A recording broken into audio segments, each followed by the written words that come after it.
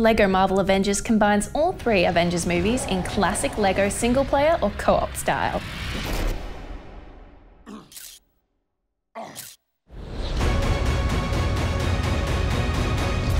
So now we're talking LEGO Marvel Avengers, and we're talking to Phil, who's the executive producer from TT Games, who's looking after this title. So tell me first, how is this different to LEGO Marvel? So we wanted to do something that was fresh, something that people wouldn't have expected before. So this game actually follows the whole story from the Avengers Assemble right the way through to Age of Ultron, and then we've actually got some content outside of that as well. It's kind of even more.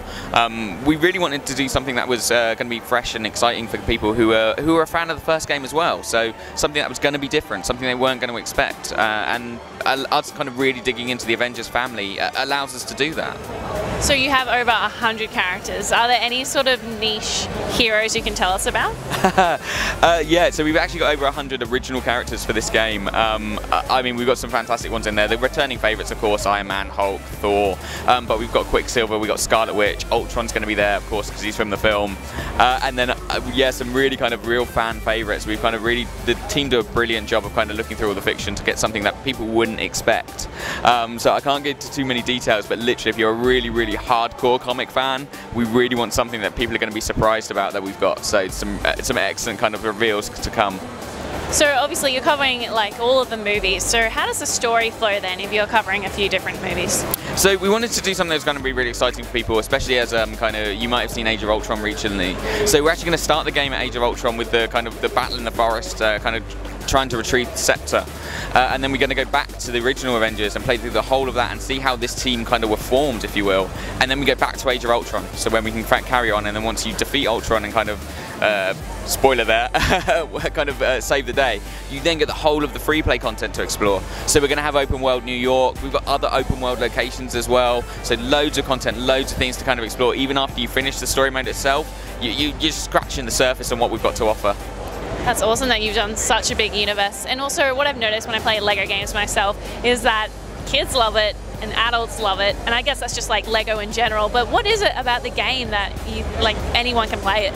We always try and make something that's really accessible, and I think what's happening is, like you say, everyone kind of grew up with LEGO and they kind of knew of its existence whether you had the sets or you didn't, and that really adds something to the games. It's kind of that barrier that can kind of break down for people who, like, some parents may not play a lot of games, and yet we want them to be able to pick up a controller and be able to play with their kids and really enjoy it, but then also adding it so there is depth, so the kind of the hardcore gamers want to play kind of a bit kind of more complicated.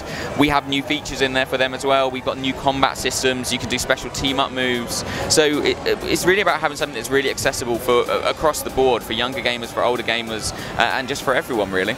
So tell me a little bit about the new combat systems you were just talking about. Sure, so the combat system, we now do this thing where as you're kind of defeating enemies, you charge a combat bar, and that allows you to kind of do single takedowns, so you can use an individual character to take down an enemy. But when your bar's full, you can actually use kind of 2 Avengers characters to team up. So for example, if you're Captain America, you can sit there, you can fire Black Widow up into the air, she'll come down raining bullets with her 2 guns, wipe out all the enemies on the screen, and do some really kind of cool team-ups. We have some that just kind of look brilliant, but we also have a lot that are just there for fun as well, some really funny kind of takes on things. So Hawkeye pulls out a giant bow and will fire characters in the air, and we want to have a lot of fun so that you can do those moves if you want to, but if you're a younger gamer and you're just kind of hammering your way through, you can still take down enemies. But if you start to learn these mechanics, start to learn these abilities, you can then start taking people down in a kind of a way cooler way. And who in your game is your favourite character, and why is that? So Quicksilver. So Quicksilver in the game, he's absolutely fantastic. The effects, the way the character moves, his animations, it's all really exciting.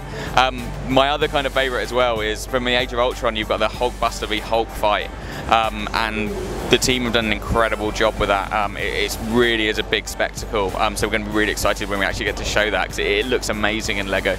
I can imagine like heaps of just LEGO bricks like flying everywhere for that scene. And what other iconic moments do you have? Yeah, so we really kind of want to hit all the big features. So the demo we're showing here is the Battle of New York, the kind of the end of the very first film. But you really want to kind of hit on things like the fight in the forest, when you've got kind of Thor and Cap and Iron Man and all those kind of big scenes that people are going to expect. But then do them with a LEGO twist, do them in a way that you won't kind of expect. Even things like the iconic kind of Avengers assembled shot on the bridge as they're kind of spinning the camera around. We want to include that just because it's something that's so recognizable. People see it and go, that's brilliant, but it's universe in a way that I would never expect. I've never seen that in LEGO before.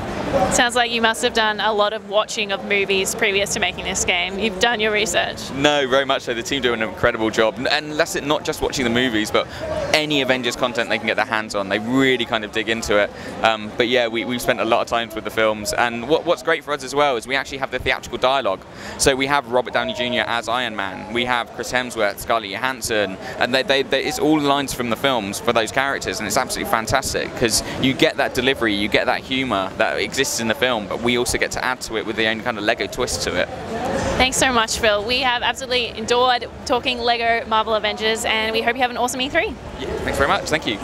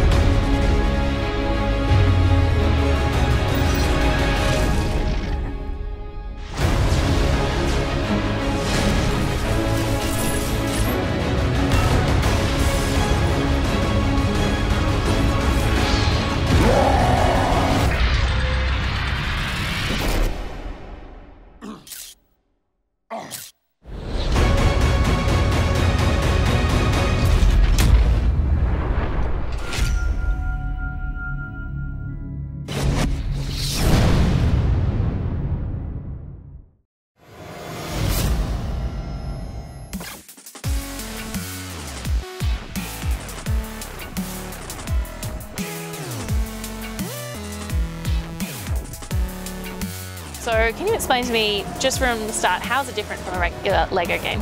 So this LEGO game has been kind of in development or fermenting in the back of the mind for like 8 years. So that's when John first came up with the concept, and since then we've been waiting for the technology to catch up with the ideas. So everything that we've learned up until this point with all our games has been poured into this and taken it up to the next level. There are a lot of similar mechanics to the previous LEGO games, like building things and all that sort of regular LEGO stuff. But what have you introduced that's new using the actual pad? So the toy pad, it's now become like a physical way into the game. So we didn't just want it to be a spawning device, we wanted you to actually have sort of a new controller. So that actually becomes integral to the gameplay. So we have mechanics and abilities which are solely about moving characters around and how you interact with it. It's a really exciting new way to play the game. And when people get hands on it first, what is going to be their initial impression, do you think? Wow. That was mine as well. I mean, you come onto the first time you go down, you see Scooby-Doo riding on the Batmobile with Gandalf chasing around behind him. It's the most surreal thing you've ever seen, or Portal as well. And of course, you know, when friends and family are all sat around playing it together, it's just going to be incredible. Seems like a big project with getting voice actors on board as well. So you have like a lot of the original voice actors, don't you? That's something we can't talk about just now, so that will be later on in the year. Seek us out in a few months' time, and I'm sure you'll be able to pry a few exclusives out then. What about working with people like Joel McHale, and how was that for you? It's incredible, isn't it? I mean, you know, I think everyone in the world knows what community is now, whether it's signing petitions to make sure it stays in the air. I mean, even in Britain, the humour is just great. So getting people like that involved at any level is terrific, and we're just thrilled with anyone who's come on board at all. You know, Christopher Lloyd as well. It's brilliant. He's the Doctor. Everyone just sits there with like these geeky grins, like, try to be professional. Great Scott! Doesn't happen. The great thing that I really like is you guys have come out and said that the toy pad is going to last a long time. You know, you're not just going to bring out a new one next year. So it sounds as though you've had a lot more franchises planned for us. So obviously you probably can't tell me anything today, but can you let us know how many more we have coming or anything like that? All you know is the 14 we've got coming, and that's as far as you're getting out of us now. But yes, you're absolutely right. We don't want this to be a one-time investment. You know, I mean, we're asking people to invest in this huge new adventure with us and asking them to upgrade the Portal year on year. It's not something we want to entertain, so we want you to get it in under your TV, and it stays there for a long time. And last of all, what is your favourite level? Oh, well, being a Brit, got to say Doctor Who. Having the Doctor in there, spinning around in his TARDIS, time and space, it's just incredible. And then having Scooby-Doo jump into the TARDIS, I mean, it's weird, but brilliant at the same time. Thank you so much, guys. This has been LEGO Dimensions. Delivery!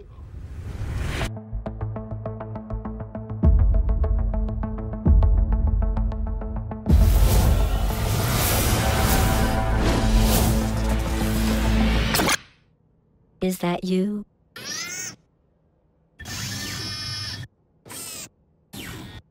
No, you're not her. You're just another unwelcome visitor. Welcome to the Aperture Science Computer-Aided Enrichment Center. I would say it's nice to meet you, but it's not nice to lie. We wish to buy a cake! Why do they always want the cake? So you actually have a cake? Yes, but first, a test.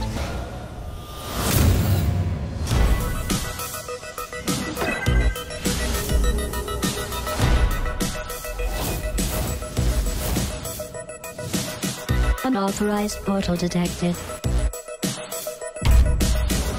What? How did you do that?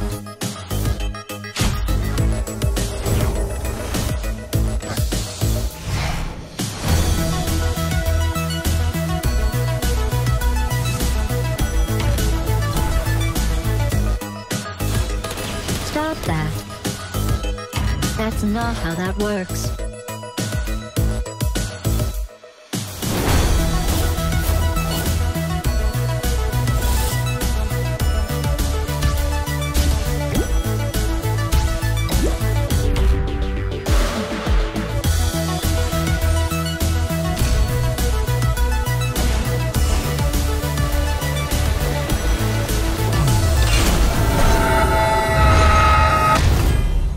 You know, your rule breaking just now made me realize how much I miss my last test subject.